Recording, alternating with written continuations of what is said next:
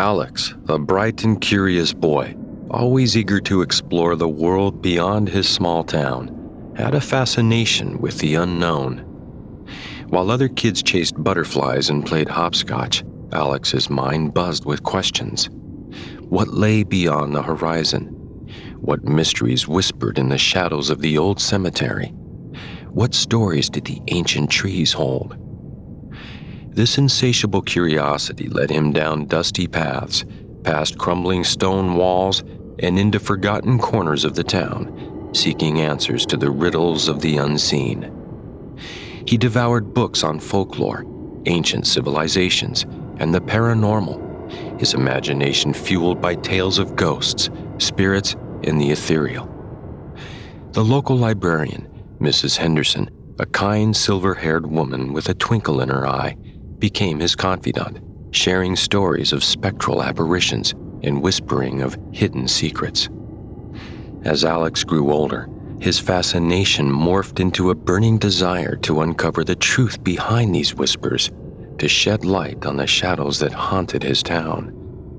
His curiosity, once a mere spark, had ignited into a passionate pursuit, transforming him from a curious boy into a ghost hunter, armed with his trusty flashlight, a notebook filled with theories, and a heart brimming with unyielding determination to unravel the mysteries that lay hidden in the realm of the unseen. Maya and Alex, inseparable since kindergarten, had grown up sharing secrets whispered around the crackling campfires of their youth. One such story, told with hushed tones and wide eyes, was that of Dr. Silas Thorne, the long-dead resident of the abandoned asylum on the outskirts of town. Legend had it that Thorne, a cruel and vengeful man, had left behind a lingering darkness in the building, a vengeful spirit seeking retribution on anyone who dared to enter. Maya, a pragmatist at heart, found these tales intriguing but ultimately dismissed them as mere campfire lore. Alex, however, had always been drawn to the mysteries of the unknown, his fascination with the paranormal deepening with every passing year.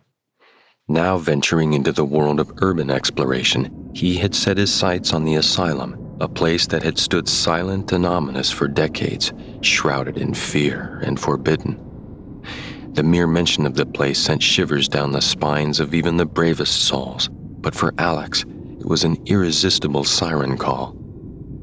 Ben, Maya's protective older brother, was understandably apprehensive about his sister's friend's obsession.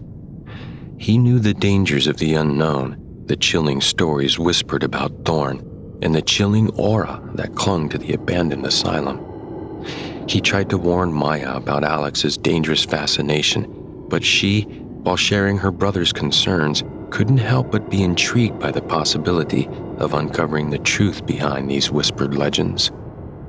The embers of the campfire were dying down, mirroring the dwindling light of the day as Ben trudged home, his mind buzzing with the conversation he'd just had with Maya.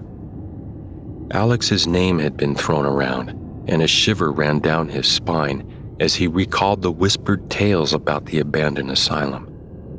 Alex, the local YouTube sensation, had been openly discussing a trip to the derelict building, a place shrouded in eerie silence and whispered warnings. People in town had been talking, their voices hushed and filled with concern, ever since Alex had announced his intentions on his channel. The chilling stories, passed down through generations, spoke of children who had ventured into the asylum's depths, never to be seen again. The air around Ben grew heavy with a sense of dread. The thought of Maya, his younger sister, even considering joining Alex's expedition, sent a wave of panic through him. He knew he needed to convince her, to make her understand the dangers lurking within those crumbling walls. The stories might be just that, stories, but the fear they instilled was tangible, a constant shadow looming over the town.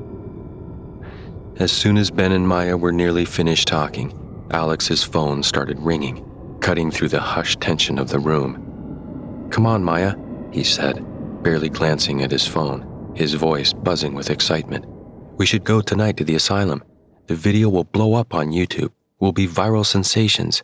The three who conquered the asylum and proved there's no real Dr. Silas Thorne will be famous. Imagine the views, the comments, the subscribers. Alex's enthusiasm was infectious, but Maya couldn't help but feel a knot of unease tightening in her stomach. The asylum was known for its unsettling history, whispered stories of strange occurrences and unexplained phenomena. And while Ben seemed cautiously interested, Maya couldn't shake the feeling that this was a terrible idea. She had to find a way to explain her apprehension, to convince Alex that their desire for internet fame wasn't worth risking their safety, their sanity, and maybe even their lives.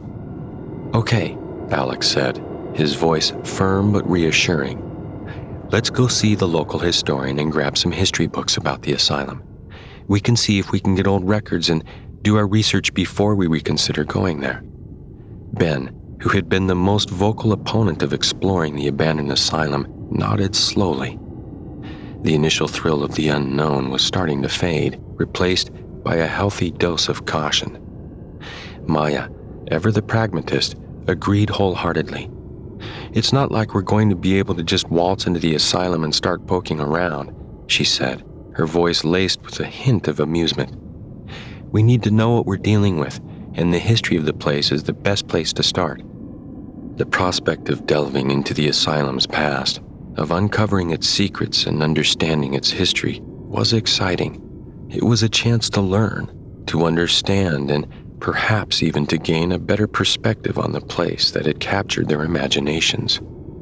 It was the responsible approach, the one that promised a richer, more informed experience, and ultimately, a safer one. As they walked through the library's doors, they were greeted by the familiar musty smell of old books and the quiet whispers of pages being turned. They made their way to the history section, their eyes scanning the shelves for any books that might mention the asylum. After what seemed like hours, they finally found a dusty old tome that appeared to be just what they were looking for. Excitedly, they opened the book and began to read, their eyes scanning the pages for any mention of the asylum. As they delved deeper into the book, they discovered shocking tales of mistreatment and abuse that had once taken place within the asylum's walls. It was clear that this place had a dark and twisted history, and they were both eager to uncover more. As they were about to leave the library, they were stopped by the librarian, a wise old woman who had been working at the library for longer than anyone could remember. She looked at them with a knowing smile and warned them to be careful if they decided to venture to the asylum. There were things that she wasn't telling them, secrets that had been buried for years and that were better left undisturbed. Alex and Ben thanked the librarian for her warning, but they knew that they couldn't turn back now. They were too far gone, too deep into the mystery of the abandoned asylum. As they walked out of the library and into the night, they felt a chill run down their spines, a feeling that they couldn't shake off. They knew that they were heading into the unknown, but they were ready for whatever lay ahead. As Ben, Alex, and Maya were walking back home from the library, Alex suddenly turned to the others and said, "You know, something doesn't feel right here. I wonder what the old librarian isn't telling us." Ben and Maya looked at each other, surprised by Alex's sudden concern. They had all been so engrossed in their research that they hadn't noticed anything out of the ordinary. Ben asked, "What do you mean, Alex? Did you see or hear something that we missed?" Alex shook his head. "No, it's nothing specific. It's just a feeling I have. I can't shake the feeling that she's hiding something from us." Maya looked thoughtful. "Maybe we should go back and talk to her. Ask her directly what she's hiding." Ben nodded in agreement. "That's not a bad idea. We have nothing to lose by asking." So the three of them turned around and headed back to the library. When they arrived, the old librarian looked up at them with a curious expression. Ben approached her and asked, "Excuse me, ma'am, but is there something you're not telling us? We can't help but feel that you're hiding something."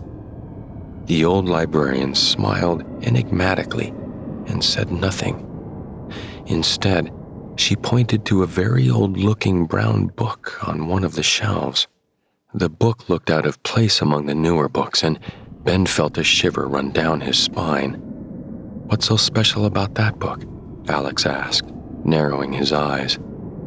The old librarian just smiled again and said, "That, my dear, is a question you'll have to answer for yourself." Ben, Alex, and Maya looked at each other, unsure of what to do next, but they all knew that they couldn't ignore the feeling that there was something more to this book. So they carefully took it off the shelf and began to leaf through its pages.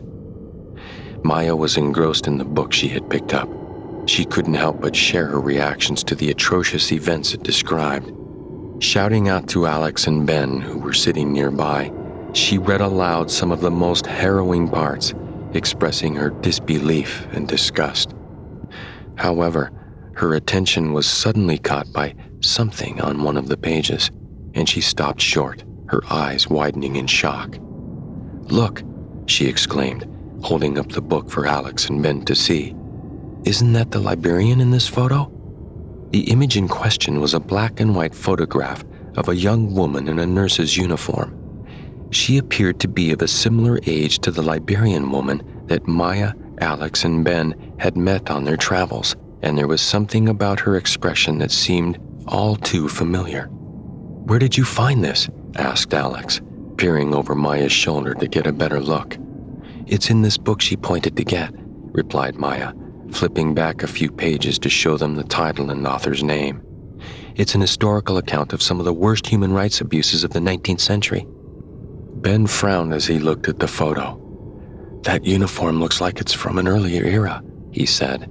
"She can't be the same person, can she?" Maya shook her head. "I don't know," she said, "but there's something about her that seems so familiar. And look at her name. It's Elizabeth. That's the name our librarian friend gave us when we met her." Alex and Ben exchanged a worried glance.